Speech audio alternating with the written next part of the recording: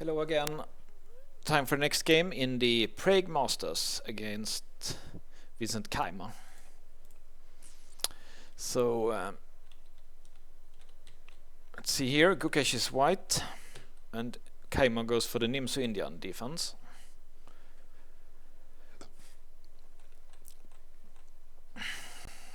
And he does this one.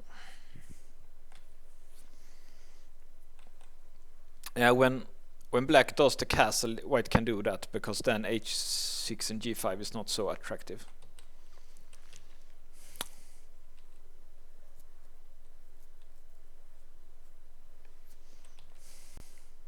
And interestingly, Gukesh is an extremely uncompromising player. So if black castles kingside, he will castle queenside, and if black casts queenside, he will often castle kingside if he can do it. He likes opposite colored bishop, opposite sides castling and sharp games. So it's a very, very fun player to watch. Actually, when I actually also played this opening when I won against Jan Timman, and I did the same. I thought like I can never beat Jan Timman in a positional game because he's just much more experienced than me at positional games. But if I can create a mess and castle long here in the Nimsu Indian, then I could have my chances, and I managed to win that game. So it's I have pleasant memories of this kind of style here. Okay, so I don't know the theory here, so I'm just gonna go a little bit quickly.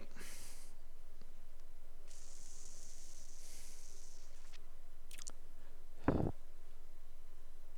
the computer didn't like bishop d3. It's not possible to make a fork for white with e4, I guess, tactically, but he can do this g5, and then it's gonna be a mess like in the game. The computer likes this rook g1 and g4, typical. Yeah, it's just no hurry to develop the bishop, actually. No hurry, and you run into this e4 tactics. So this, and try to run with the pawn, was also nice, but computer likes this one the best. So let's see if we go like here, and then just good position for white.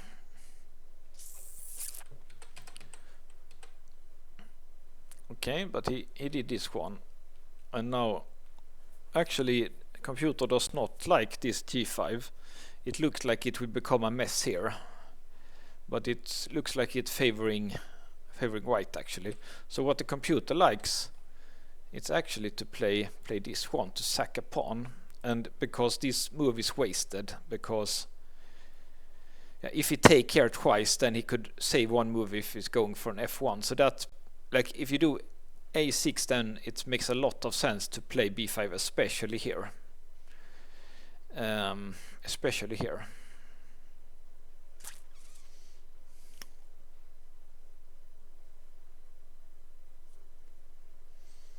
Yeah, looks like there is no good answer really for it, because this doesn't work at all because of this tactic, apparently.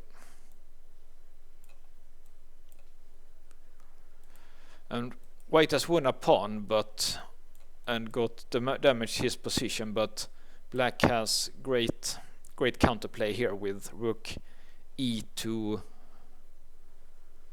b8, and lots of weak squares here. So this is apparently also rook a6 sometimes. So the computer likes the black attacking chances here, but I guess that maybe Vincent didn't realize, because this looks kind of good for white first, like pawn up, and you also manage to damage the king side by taking here, but the computer sees further. Okay, so he did this one. Maybe he thought, because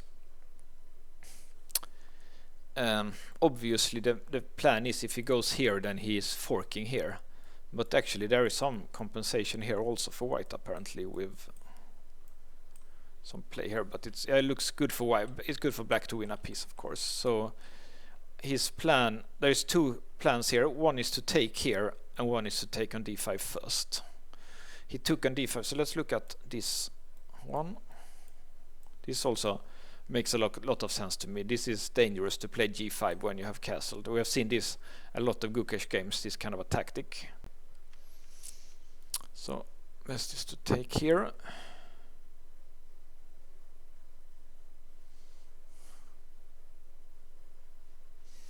And then check and then take back. You check because you want this bomb defended by the rook. Something like this. Looks quite equal according to the computer. Hard to evaluate. So I guess he takes here, because if he would take here, then this is of course much stronger. So this is just running with the pawn. Maybe no, he can't bring up the rook. This is apparently winning for white here. Black just cannot get out of this pin. But here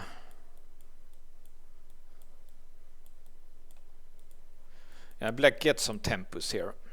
So there are chances here to get out of the pin. For example, playing something like this. And next move you could move, or maybe knight here or something. Okay, so I guess this is why he took here, and now it would be possible to take here. Then I guess this is not so good, because you have like this square for the rook chasing the bishop and other stuff. So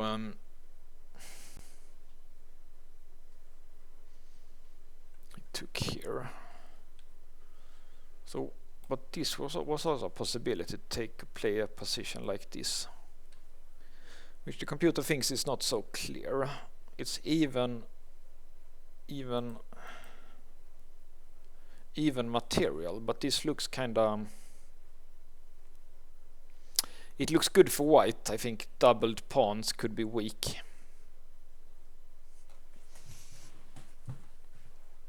Yeah, but he wants to do this, so black cannot do that, because you cannot take now, because the knight is hanging.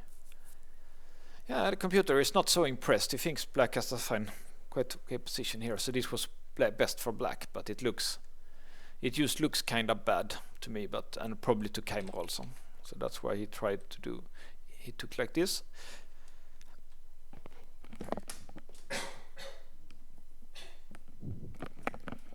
And he took with a knight here, only move.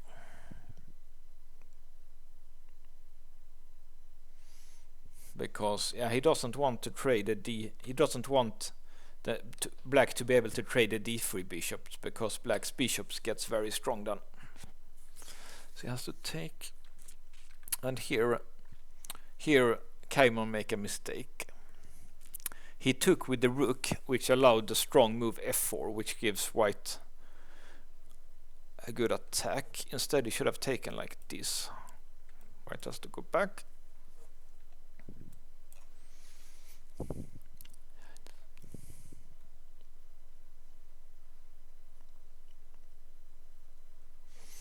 It's logical for white to try to open here. Yeah, there are still some problems for black to solve. One way is apparently to play like this, and then here, and either take this one, or if he goes back he can take here. But still, opening stuff here might sometimes be good for white rook to make a lot of moves here.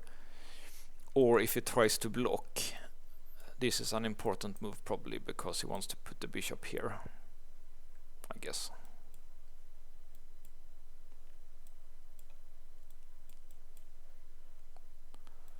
Something like this. And white also has some potential with pins here, even if it looks like black can get a fine game if he plays exactly here. Now it looks promising for white. So, but black should have done that, because after this move f4 is quite strong. two ways for black here, or maybe even more. He could take, or he could like go here to defend the g5 pawn. What he cannot do is apparently to take here. This also looks possible for black. Yeah, this is just too dangerous. This pin is too dangerous. So black will have to sack the rook here, because he cannot get out, I guess, of the pin.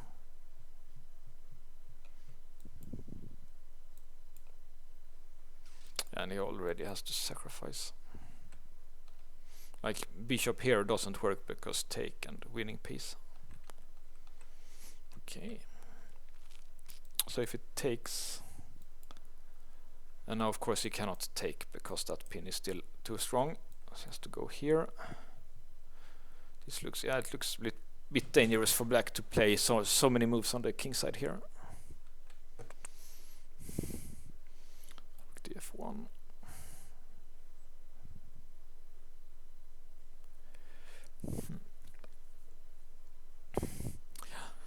Yeah, looks very good for white. Strong attack. Black has not even started with b5. So he should definitely started with b5 and just started his own counterplay instead of playing on the king side. It became, when he did that mistake, g5, then g5 was just wrong because he shouldn't play where his king is. He should sacrifice that pawn with b5 and he would have been better.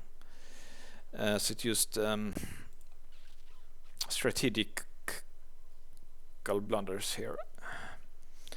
Okay, that's okay. So this looks quite good at first, but this rook is kinda trapped now, apparently.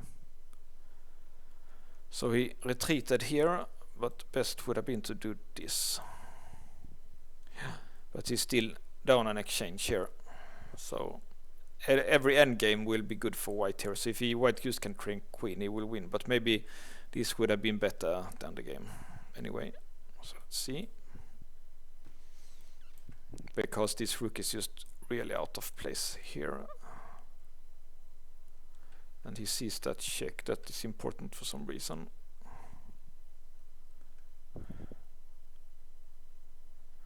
Yeah, I guess because he threatened this. So if I guess this is not working then, because I checkmate here. Let's see.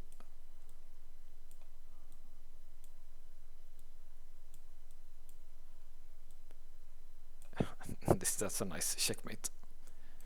Checkmate. Okay, so the point is that he cannot take here because he's getting checkmated. So he should go back with the knight, but he didn't. He played here, which doesn't work because of this. Let's see what happens here first. Now there is only one move that wins for white, and it's this move. It's a nice move, because there was a threat of this one winning the queen, so that's a nice move. And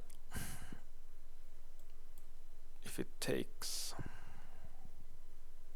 okay, so you can do this one.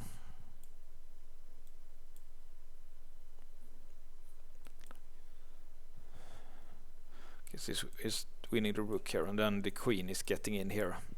So that's also a good way. He checked him, so in the future the queen could have place here. And you can see it's mate in 7 here. Okay, so that's nice. Okay, so if he does his best move here, maybe taking back. Yeah, this is the rook is still trapped, but it will be like an exchange up now.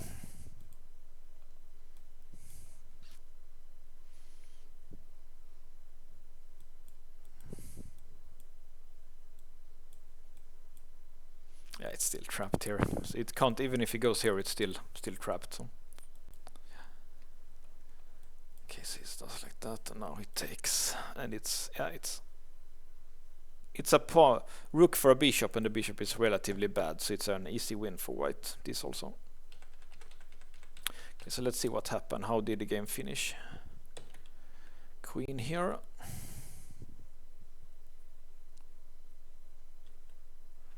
Okay, it's because of g6 is strong. Okay, so this bishop is hanging, but it's threatening here. White also threatens here. So what happens if it takes it? Okay, queen here.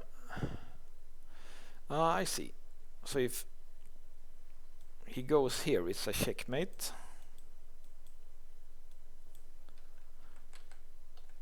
And if he goes here, he can win the queen because it was pinned. And his queen up is obviously winning here. Okay, so that's a nice tactic. So only move is f6. And h3 is good. When he moves, he can take here.